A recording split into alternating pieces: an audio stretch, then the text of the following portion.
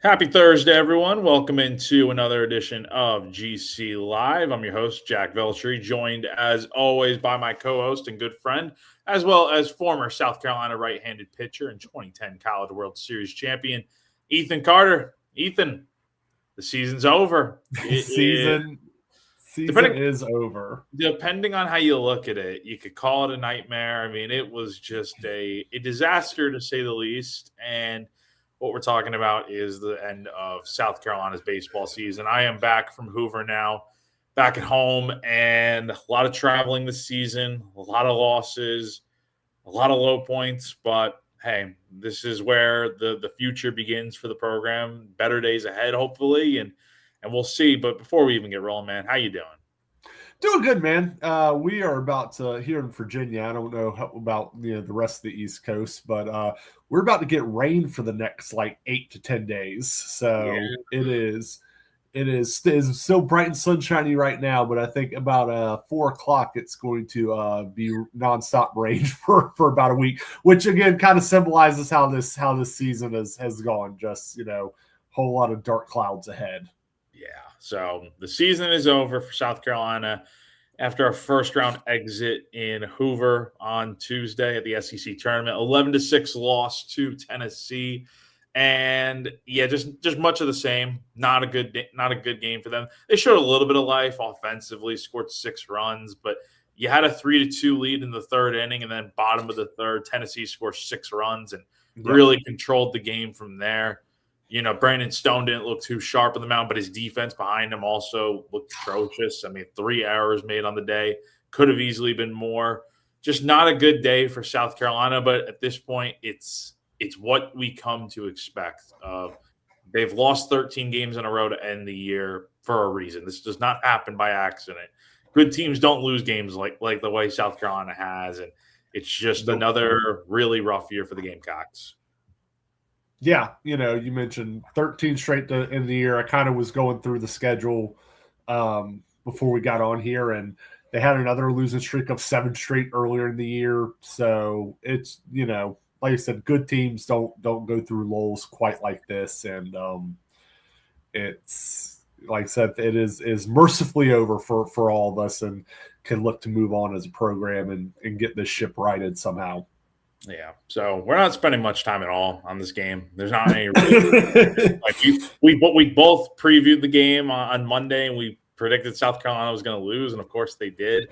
Yeah, and then Tennessee lost to Arkansas in the second round of the SEC tournament. Any surprises with the tournament so far? Like, I don't know how much you've gotten to watch, but Missouri, they beat Ole Miss the other day. That was ABS. I think ABS has worked out pretty well. That's honestly a huge part of how Missouri beat Ole Miss in the first round. But what are your thoughts just overall in the tournament so far?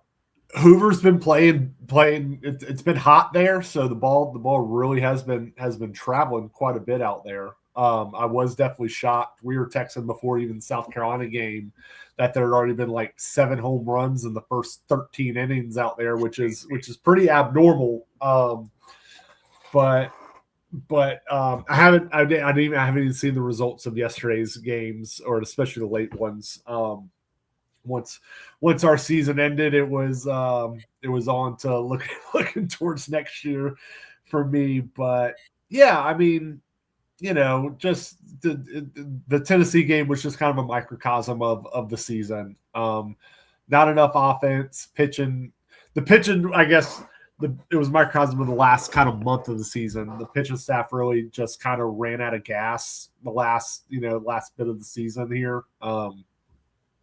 They were the bedrock for so many of those close losses early, but those guys just clearly just kind of ran out of gas, towards the end. And defense that we thought had kind of gotten straightened out at one point this year just really reared its ugly head. I think I saw you mention it. The KJ Scobie at shortstop experiment just did not play out the way we had all hoped it would. What he finished with 15 errors on the season. Mm-hmm. And I mean, and some of those were in huge spots. I think I'll be interested to get your opinion on this since you were around the team so often. But I think one of the biggest losses of the season was the errant throw at the end of the Arkansas game.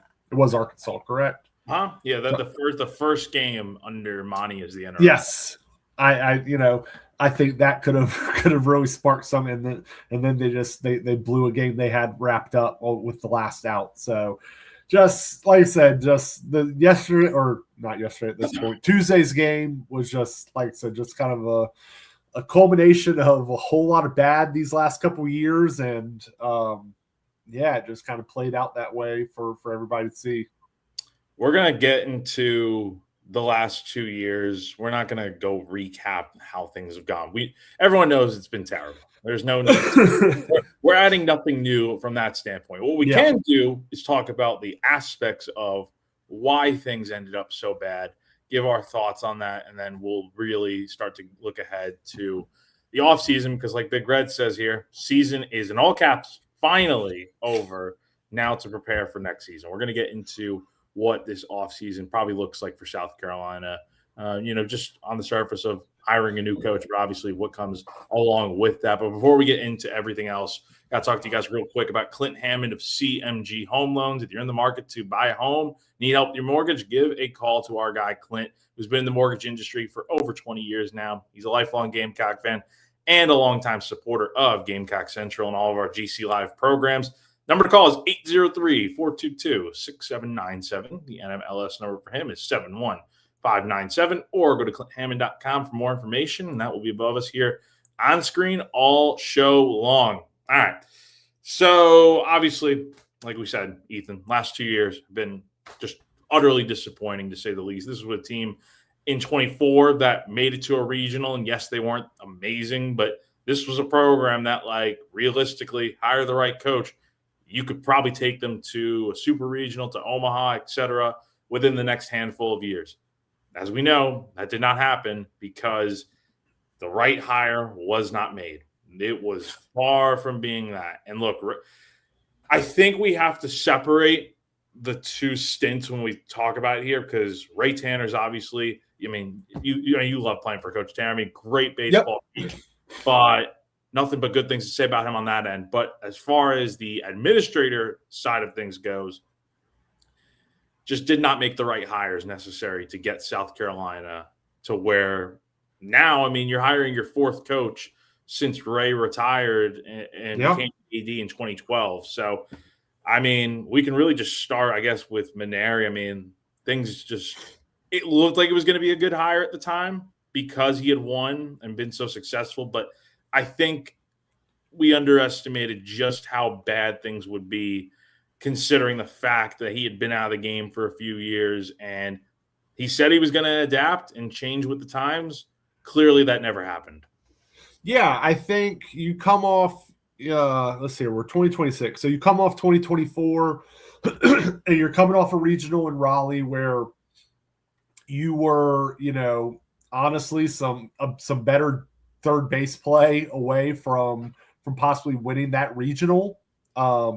The pitching, it was a little thin at that point. You didn't really have the fire breathers that you need to win these kind of tournaments. But you come off that and you're like, okay, we are moving on from Mark Kingston because we don't feel like he can get us over that hump. He's consistently gotten us to regionals. I think he had 2 super regional appearances, but quite clearly could not get over the hump to get to Omaha. And so you bring in a coach with all this pedigree, and you expect him to hit the transfer portal hard, and it just didn't come together. And so, it wasn't last year's roster wasn't bad. It was obviously missing some pieces, and you just chalk it up to, okay, he's going to have a full year to recruit, and everything. And the job just obviously wasn't done. Money was poorly spent. I don't think there are any bad baseball players on this roster, but they weren't. It was quite clear that there were a number of players on this roster that were not capable of being impact players in the SEC, and they lost Nathan Hall, they lost Ethan Petrie, they lost Cole Messina 2 years ago. It just never came together of replacing these very good baseball players that are playing pro baseball right now. Those guys were never replaced, or at least they weren't replaced with equal or better talent, and just very poor roster construction. I will give them some credit. I think they did make improvements with pitching in 2026. I thought the pitching got much better from 2025, 2026. How much Terruni had a hand in that, or, bringing some coaches down from the booth and getting them in the dugout more hands-on. Who's to say? It's hard to know. But as far as just a roster construction, especially on the offense, I mean, just a poor experiment gone wrong, and just, like I said, an utter failure in just compromising a roster. Like, to just sum up what you kind of just said there, I'll literally lay out the stats here. South Carolina just did not reap the rewards of the guys they brought in from the transfer portal. It's painfully obvious. When you look at their SEC stats, just SEC games, so 30 games in SEC play, your best hitter was Jake Randolph, who hit 235 with 5 homers and 14 RBIs. Christ. When you look at, I'm just going to read off the numbers of guys they brought in from the transfer portal, read off their batting averages, because that's the main way people look at, stats these days. Let's see. Randolph, 235. Luke Uhas, 215. Tyler Bach, 213. Patrick Evans, 204. Ethan Lozama, 195. Will Craddock, 172. Dawson Harmon, 237.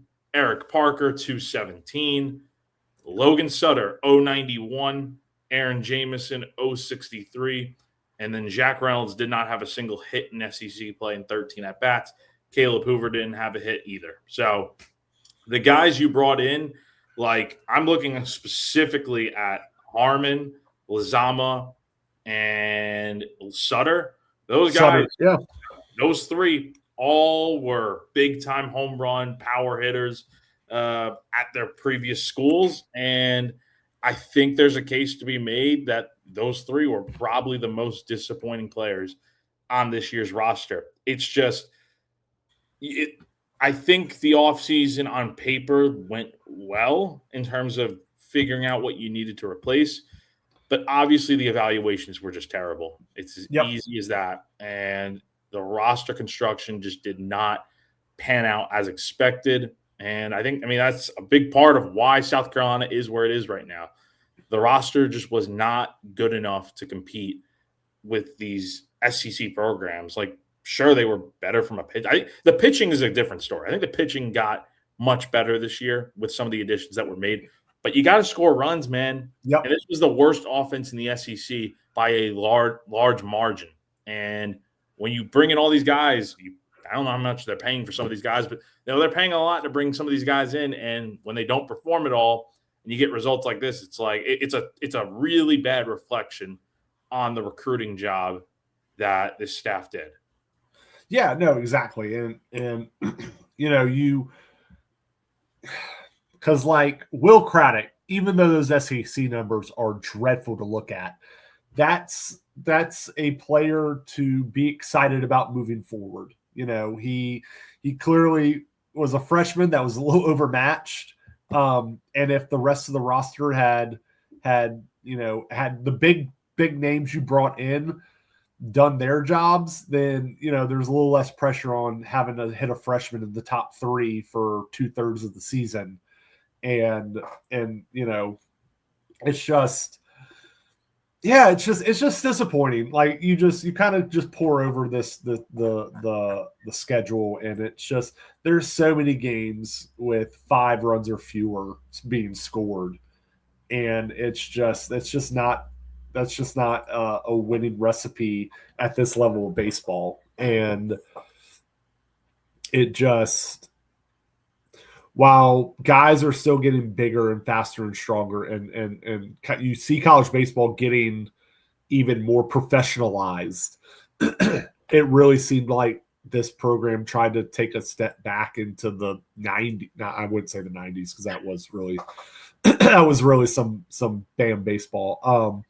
In the late 2000s, where it was a lot of pitching and defense, which this team didn't play very good defense either. It was just kind of cobbled together, and I know there were a couple injuries, but Reese McGuire being healthy doesn't change this season.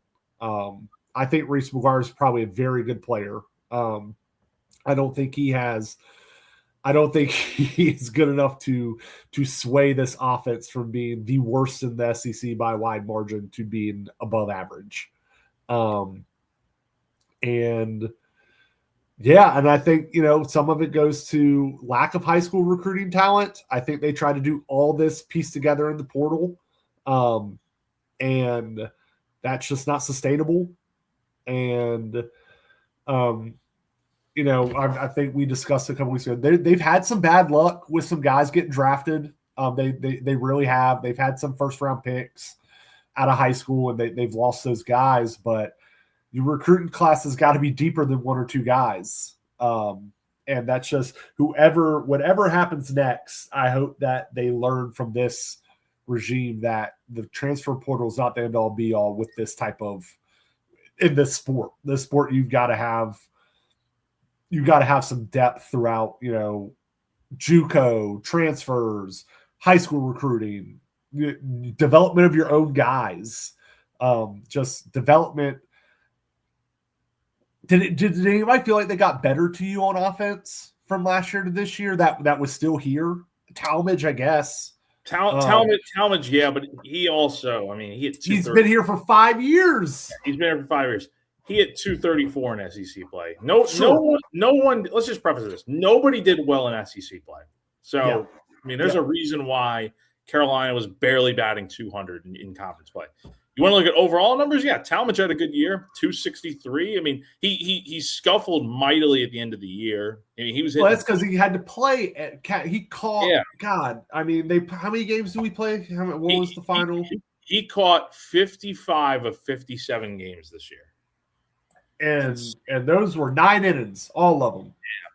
Yeah. He was a borderline 300 hitter at one point, like a few weeks ago, and then he just kind of sank down a little bit more to the reality that we know. He had a good year, but he kind of fell off at the end. Yeah, because he caught 500 innings, 495 if we're being exact, but we're going to round up a little bit here. He caught 500 innings this year.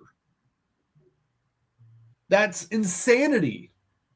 No, again, that's another thing. The catcher position, again, I know Reese got hurt, but they brought Reese in to be a DH. I think by all things, he was going to catch some, but I think Reese was brought in to be mostly a DH. So the catcher position was just woefully mismanaged for 2 years. And like I said, I tip my cap to Talmadge. That dude, he, for as maligned as he was throughout his 5 years here, that dude buckled up every day and put the shin guards on and went out there and played his butt off for 57 games this year. And I just like I said, I'm beating a dead horse by just saying how mismanaged the roster was. But those kind of things go. Like I said, he's hitting close to 300 most of the year. Just ran into the ground by the end of the year, and it's a shame. That's all. It's just a shame. Yeah, but they also dealt with injuries at catcher all year too, which is why he probably caught as much as he did. Gavin Braylon wasn't healthy. You had Reese Moore was out for the year. Jake Randolph he's not your best option at catcher, honestly. So, he barely caught at all. So, Talmadge was the guy back there, and you got to give a lot of credit to him for toughening it out. Yep. I got to say, speaking of guys that were back, I think probably the most disappointing player this year was KJ Scobie. I think Yes, he hit more home runs. Yes, he had more RBIs, more doubles. Yes, I get that. But he was kind of just the same player he was last year offensively. Like hitting 252 in college is not some, big accomplishment. Like there are guys that are hitting probably 400 in college. Like you got to, for a guy like Scobie who hit in the 250s last year with pretty much the same numbers, he didn't really do much better than he did last year. And he got worse defensively. And by Yes. worse, he got way worse defensively. That might be one of the more underratedly bad decisions that this staff made, Pulmonary, I mean, when he decided to move KJ Scobie, who had been doing well at third base last year, was probably Carolina's best defender despite making 8 errors, moved him to shortstop. And I'm sure that was a big part of why he decided to come back for another season. I'm sure that was the case. But he was terrible defensively at shortstop. I mean, he made 15 errors this season, the most on the team. He just provided zero value at shortstop this season to now where heading into this offseason, I think here's what's got to happen. You're going to have to go get a shortstop. Eric Parker does not scream everyday SEC shortstop to me. He can't hit. He was a 195 hitter this year in his 41 plate appearances. Like he's not an SEC hitter. So I think you could scrap that plan for 27. You got to go out here, get a shortstop, whether it's through the portal, wherever the next coach comes from. You need a real shortstop because while KJ may have been recruited as a shortstop out of high school, he certainly is not a good one defensively. And I think you got to move him back to third base. And if he's not willing to make that change to go back to shortstop, then I think that's a guy you can honestly live without because, and that's without mentioning the fact of the strikeouts were still enormously high. I mean, his chase rate was just so many bad swings at times where it just looks like he's flailing the bat out there. And I'm not trying to dog on him, but the fact of the matter is we saw so much regression this year. And I think one of the guys that certainly regressed in a lot of ways, defensively for sure, and with the swings at the plate at times, despite having similar numbers offensively to last year, Scobie definitely has to be up there as one of the more disappointing players this year. Yeah, because you're banking on him to be, an engine rever of this team. You're expecting him to kind of drive the ship a little bit, and there wasn't that leap that we were all hoping and expecting. Maybe that's a little unfair to expect a huge second year leap from a guy, but you could tell the coaching staff had put a lot of eggs in that basket. And, I think he is an adequate player in the SEC. I think he is an SEC caliber player. But for the roster that was put together, he was expected to be an above average to excellent SEC caliber player. And with the swing decisions, the kind of position uncertainty with him, he's just not that. And I think he's a serviceable player for a good SEC team, but he can't be in your top 3 of best players unless there's a huge development there. He's much more of a glue guy portion of your team that can get a big hit, here and there, but you can't rely on him to hit 325 and put up 12 to 15 home runs and drive in 50. Like that's not you can't expect that from him. And so whatever it is moving forward, they've got it. The next coach staff has to have a plan in place to where you're not reliant. You're not hugely reliant on the production that KJ Scobie brings, or you're at least not expecting it to be all SEC caliber production. It is somebody that might win SEC Player of the Week once in an entire season. Yeah, he should not be your 2, 3, 4 hole hitter on a good SEC team. He is a bottom of the order hitter. With that production, he's a bottom of the order hitter. And agreed. I'll never understand for the life of me why Paul moved him from he was doing good at third base his range isn't good, but like he was so much better defensively. And I heard Paul every week. It felt like kind of talk about you never know you have a good third baseman until you have one. It's like I think that's the effect of what he said. Yeah. He always raved about KJ. Like KJ was obviously like one of his favorite players to coach here at Carolina. So I mean, look, if you want to keep the guy happy and keep him, here at South Carolina, if you felt you had to move him to shortstop because of that, I get it. But the decision did not pan out at all, and I think KJ's kind of tanked his own value a little bit because he's going to be a draft eligible sophomore at 21 years old. He turns 21 in 2 days.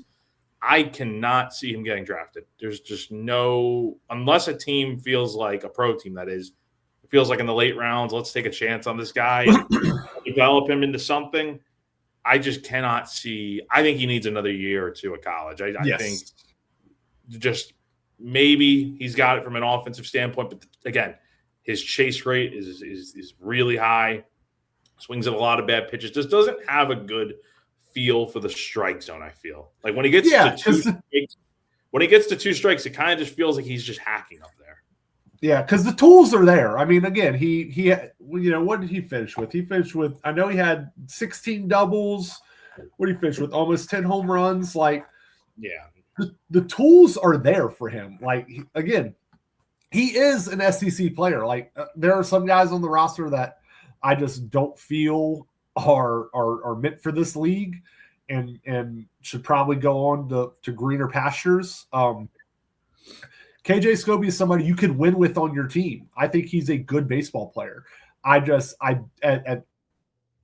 least at this point in time, with the swing decisions that are made, he is not like you said, he's not a top 3-4 guy on your roster. He needs to be more of a 5 through 7 guy that can step up when the other guys need to be picked up. You can't rely on him to be the steady hand. As far as the roster goes for next year, I think we got a question here somewhere about. Let's see. There was a question somewhere, and I'm looking through the thread right now. Here we go from Big Red. Any news on if any of the guys are transferring, or will we know in the next few weeks or months? You'll get a few guys probably transferring because they're going to go through exit meetings this week with Monty. Yep. Some guys are just going to transfer because they just did not find a role here, and for all intents and purposes, probably need to go to a lower level to go find more playing time. I think that's the reality here, is that the SEC was just too big for some of these guys, and that some of them just did not play at all, really, honestly, especially on the pitching staff. A lot of guys just did not play at all. But I think more realistically, it's going to come out over the next few weeks here with some guys, like some of the bigger names here, like what does a KJ Scobie do? What does a Bo Hollins do? Players like that. I think it's going to come down to who the next coach is. And I think that's kind of Monty's message here. I asked him about that the other day with the exit meetings. Like, what is your kind of message, advice to these guys when you're talking to them about what they're going to do, just because there's so much uncertainty? And he wants them to kind of be patient and just see who the next coach is before making any decisions, which I think is the right approach. I think there are, look, despite having the worst season in program history, there are still players on this roster that I think are good baseball players that fit what you're trying to accomplish over the next few years. And the reality of the situation is you're not gutting this entire roster again. You did that last year. It didn't work. You have built your roster really through the portal the last 2 years, and it's blown up in your face every year. Like, it has gotten you to the point where you need to rebuild, and you need to lay a foundation. And for me, that starts with in-state high school recruiting, but that's going to take time. I don't really think you're going to be able to lay the foundation with recruiting until 27. And even then, it may take until 28 for the next coach, depending on who it is. There's only one coach that can kind of fix the in-state high school recruiting, if you catch my drift. I mean, yeah, Monty. Monty is the guy. I was going to say Schnall. He recruits in-state. That's true. That's true. If Schnall comes aboard, that you get some in-state juice. Like I said, we'll talk about the coaching stuff, later, in a future episode. But you're right. This team needs some high school youth. I mean, Will Craddock is the only one I can think of who came from high school. You got 3 players that joined you from high school. 2 of And them that's were just not enough. No, it was not enough. Not at all. And along those lines, yes, you need to develop more with in-state high school recruiting and just recruiting in general at the high school ranks. But you also need to go ahead and keep some players that are from this state. Like I'm talking like Yes. Patrick Evans, Craddock, Bo Hollins. Bo Hollins, look, he really did not play well this year. He's a 6'4", 230-pound switch hitting first baseman. If you can bring him back, if you can bring him back, great. But he was not healthy this year. He did not play well. If he wants to be back here and is healthy, he could be a really good player. But yeah, something has to click for him heading into his junior year here. But those like Riley Goodman's another guy that you got to, I think, bring back. Like there are a lot of pieces that, sure, maybe some of them were underwhelming this season, but you're not going to be successful next year by just doing what you've done the last few years. And I don't expect them to do that exactly. Like you're going to bring some players back, ideally. Some will choose to enter the portal, and that's fine. You may have a mass exodus again, but you'll bring back a handful of guys, I think. And then the next coach is going to bring some of their own guys from their school with them. Think of what Mississippi State has done with Brian O'Connor, right? You keep the key guys from the Lamonis era, like your Noah Sullivans, your Ace Reeses of the world, and then you supplement whatever you need with the guys from Virginia on that team last year that followed O'Connor, and then you go into high school and transfer portal recruiting to finish out the roster. So I think to piggyback off that for you, there, with O'Connor specifically in Mississippi State, I play in an adult league in Richmond, and there's a kid in this that these guys know from Richmond that was committed to O'Connor at UVA. He was a junior. He kept his commitment. O'Connor left. Now he's a senior. He's now committed to Mississippi State. He's going down. He's a kid from Richmond, Virginia, going down to Mississippi State to play for O'Connor down there at Mississippi State now, even though he was a Virginia commit. Like, whoever you get, you're hoping that they've got whatever next coach is, I want that coach to be a good high school recruiter because, to your point, the best way to kickstart this rebuild is with young talent, not just again trying to plug holes with juniors and seniors in the transfer portal, because then you're redoing that every single year, and it's just not sustainable. It's just not in college baseball. It's just not sustainable. Yeah, definitely not sustainable. You have to lay some foundation again with recruiting, but also you got to keep some of these guys. I think there's some talented players on this team. I actually just wrote a story today kind of detailing like which players South Carolina needs to prioritize retaining next year, because I do think there are some good players on this roster. It's just they just need, like, you can't just do the same thing again. And I don't expect them to do the same thing because the new coach is going to be a lot more with the times, hopefully, and just a better overall fit for what Carolina needs to do, because it's going to take a few years, I think, to really get back to where they want to be. Real quick, before we continue, got to talk to you guys, as always, about our friend Andy Ludicky, who has sponsored our baseball coverage throughout this season. So we thank him for that. He's a big baseball fan, and from his line of work, he has seen firsthand the fantastic traits that baseball players bring to the franchise world. If you're sick of your job, ready to leave the corporate rat race, want to diversify, build wealth, and or leave a legacy, have a job and want a side hustle, Andy can help you out. He's a franchise consultant as well as a franchise owner, and he helps people find franchises that fit their skill sets, passions, and financial requirements. His services are 100% free, and he's here to help if you have any questions about business ownership. So head on over to myperfectfranchise.net to learn more, or text or call Andy at 404-973-9901. All right, so we're spending this show really just talking about the season, the end of this Maneri era, and then the off season of what's to come, we're really not going to. We're going to dive more into this next topic a lot deeper in the next episode, I would say, and that's the coaching vacancy. That's the big fish of this offseason that we hinted at and we've talked a little bit about during the regular season, but we said the focus was going to remain on the season at hand because there were still 2 months left to go when Maneri was, stepping down. So now that we are in the offseason, we're going to touch on it a little bit, but we will really dive into it next week when we're back on here talking about the candidate pool, a little bit more in depth, what we like about these guys, what we don't. There's a lot of that content right now on Gamecock Central, obviously, but talking about it on here, I think is very interesting as well and a different way to look at it. But I'll ask you the question, I think, to kind of really kickstart this whole thing before we really dive into it more next week. What do you look for specifically in the next coach at South Carolina? Like, regardless of if it's an assistant, a head coach, whoever it is, what are the qualities that matter most to Ethan Carter? And turn your mic off. Turn your mic on. Turn your mic on. You're on mute. It's okay. Sorry, I muted it during the ad read.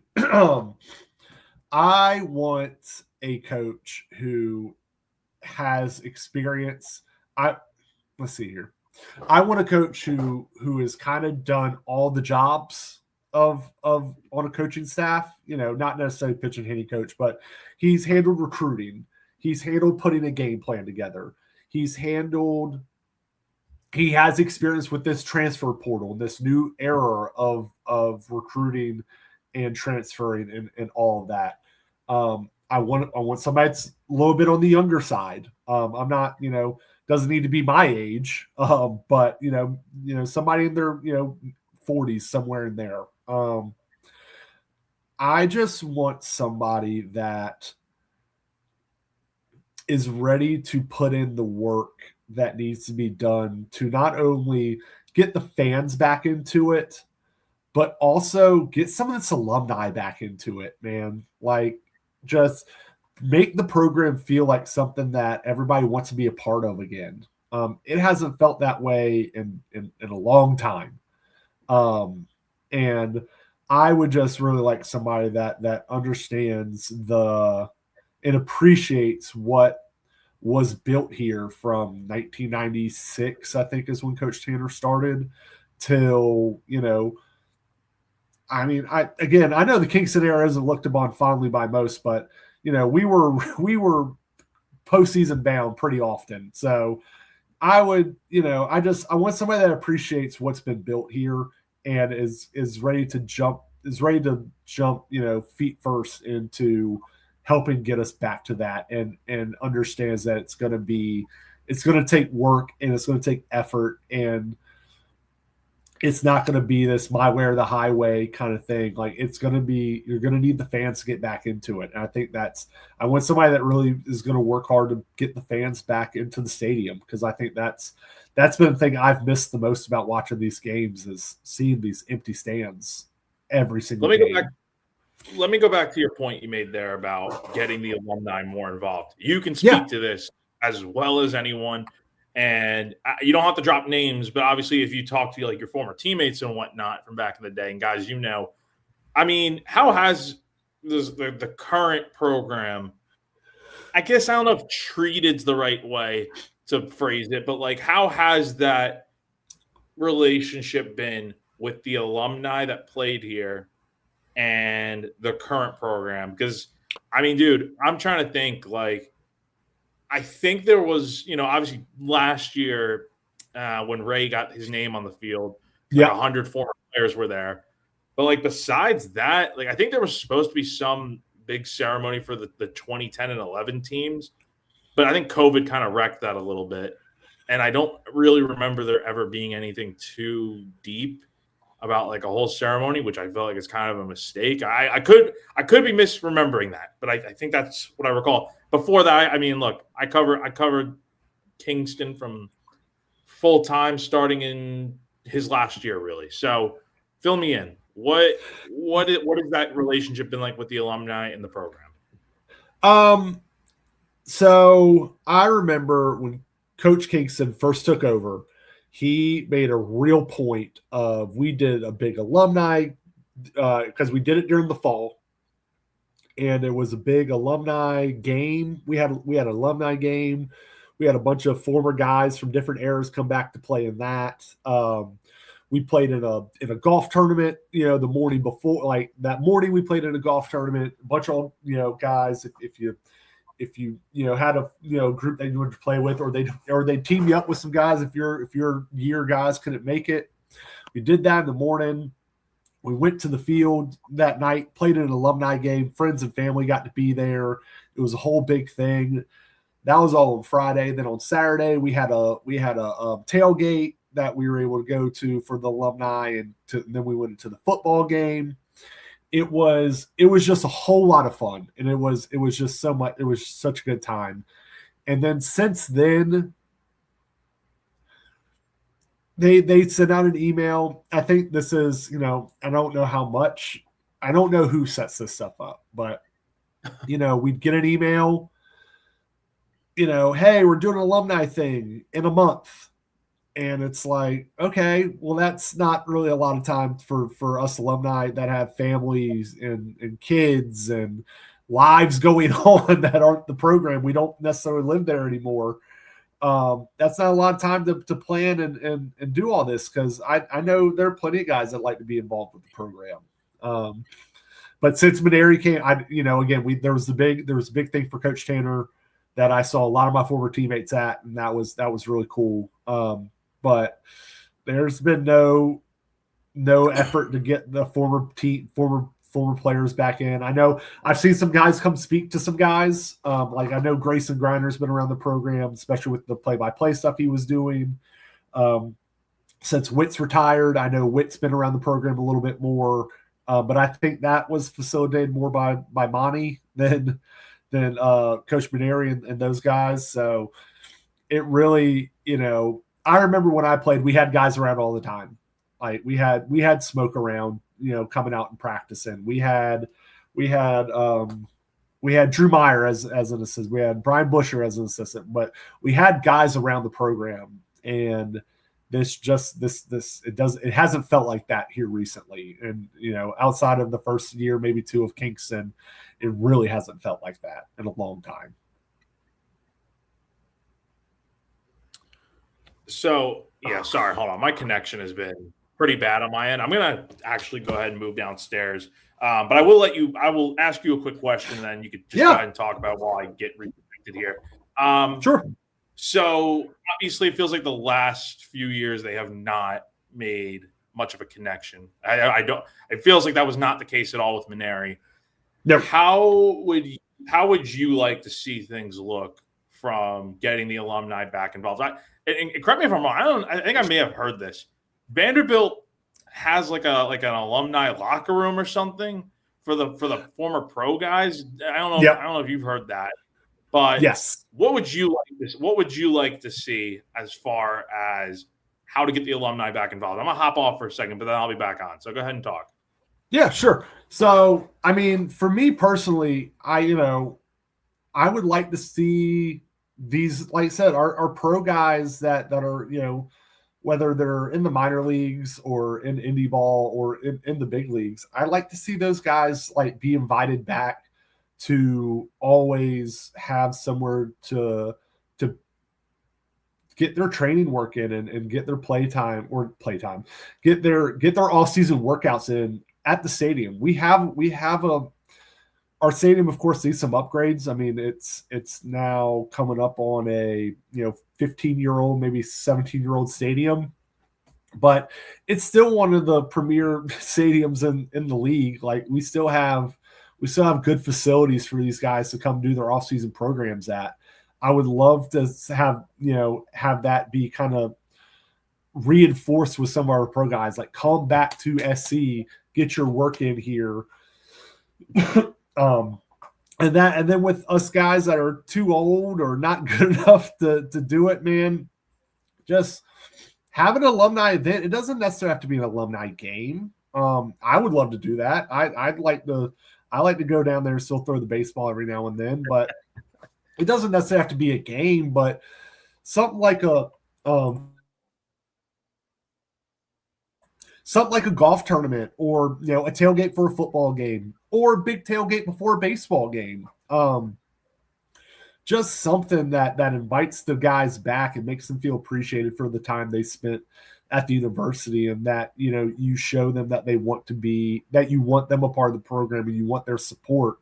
um Especially with NIL now, man. Like, there are some guys I'm sure that would love. I know I would love to fork over some money to help with some stuff. But there, unless you're actively like incentivizing these guys to be around the program and make them feel wanted, it falls by the wayside. Life's too busy these days, and unless you're encouraged to be a part of it and act like you're wanted around, then you move on to stuff that your family's doing. And so, like I said, I'm not saying it has to be an alumni game. I'm not saying it has to be in any one thing, but just something to make the guys feel like that they're welcome back and that we want to go down with their families and share this with everybody. Have an alumni game with proceeds going towards NIL Collective. Look, I think that would be great. When's the last year you remember they had an alumni game? The alumni game, gosh, I don't think me and my wife were married yet. I think we're still dating. So I think it was 2017 was the last alumni game. Because that would have been Holbrook. Or no, wait, no, was it the fall? No, it was the fall. Yeah, it was Kingston's first year. So yeah, it was Kingston's first fall. Yeah, because he got hired in 17, but didn't start coach until 18. I think that would be great, especially, dude, in this day and age. To me, it just feels like South Carolina, and I mean this with all respect, obviously. It feels like they are just letting money go by the wayside here. Maybe they're fine, financially, obviously, but it just feels like there's opportunities being just cast to the wayside here that need to change immediately by getting the alumni back involved. It is crazy. A program with this much history and tradition, you'd think there would be a better, support with the alumni here, because there's a great amount of former players here. The guys from those teams in 10, 11, like I've talked to a handful of them. They're great guys that I'm sure, ask them now, they probably want to be involved in the program in some capacity, but the effort needs to be made. It takes two to tango. It needs to be – there needs to be a clear effort from the next coach that's here that is like, hey, we want you to be a part of the program. This is still very much your program as much as it is the current guys on the team. Yep. And until then, you're going to see guys that I'm sure – I don't know if this happens to you, but I think I heard the story the other day. I think it was Jamie Bradford talking about Justin Smoke and him being a guy that like USC asks him for money. I hope I'm not misquoting that here, but I'm just remembering what I heard the other day of like players get asked for money. It's like why would we give money to a cause that doesn't support us? Yep. So I think that needs to be something that needs to get fixed. Monty, from the plan he's laid out with Jamie, it sounds like he wants to get the alumni very much back involved in the program. This is not me saying he's going to be the coach or that he needs to be the coach, but it's a part of the plan that needs to happen immediately. It cannot continue to be like this. Yeah, no, and like I said, it doesn't as long as there's some kind of like plan in place, and not, like I said, I think what frustrated me specifically and some other guys that I'm on some text threads with, just the haphazard nature of it all. It's just like, oh yeah, we're gonna do a thing where we'll recognize whoever shows up before the first pitch, and we'll make sure you have a couple tickets at the thing. Just let us know. Thanks. Bye. And that's what it's been. And it's just like, all right, well, and that's, like I said, that's like a month before it's supposed to happen. And, just those things, just show a little care, show a little, that you want us to be around. And yeah, I know guys that are happy to be around the program and want to be around the program. So that's all we ask. That's a big thing. That's a huge thing, because And I think, honestly, South Carolina needs to reassess a lot of things in all sports, honestly, because it feels severely lacking compared to other programs. And I think Founders Park is another thing that needs to be mentioned here. Again, we're going to talk next week a lot more about the specific candidates and what we like and what we don't like and who makes the most sense for this job.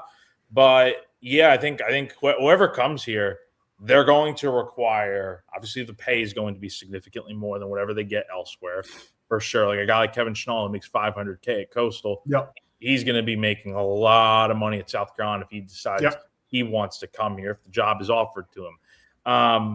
There's going to be a lot of resources put in, I would think. There's going to be, a money pool for the candidates of like the assistants on staff, an assistant pool of money. But there also needs to be, more money put into renovations at the ballpark. I think Founders is – I don't talk about this subject too much. I think Founders is a nice ballpark, but it is showing its age, right? The first season there was 2009. That's a little under 2 decades ago. Next season will be the 18th year at Founders. That's the year I graduated high school. Let's calm down about calling it as old as it is. Yeah, that's true. But it's almost 20 years old. Yeah, I know. Yeah. And there's been minimal. It looks pretty much. I look up old photos. It looks pretty much the same as it did back then. Maybe minus. I think the scoreboard got updated in left field. But I think that's where you need to start. There is so much dead space out in left field. Yeah. I honestly think one of the first things they need to do, and this conversation kind of get all over the place, but as far as like what renovations they could do, I think you got to gut left field and just start over. I think you do something along the lines of, we see all the drinking rails in pro sports at baseball games and whatnot, and minor league ballparks do this too. But I think there needs to be something like, they already have enough beer and alcohol selections there, obviously. But drinking rails are always a must, I think. I think you got to do some sort of patio out there. I don't know what you do, but I think there's just so much. And it's great that South Carolina – one of the great things about Founders, it's so underrated, is that you can walk around the entire ballpark. Yes. Without there is a walking ballpark for sure.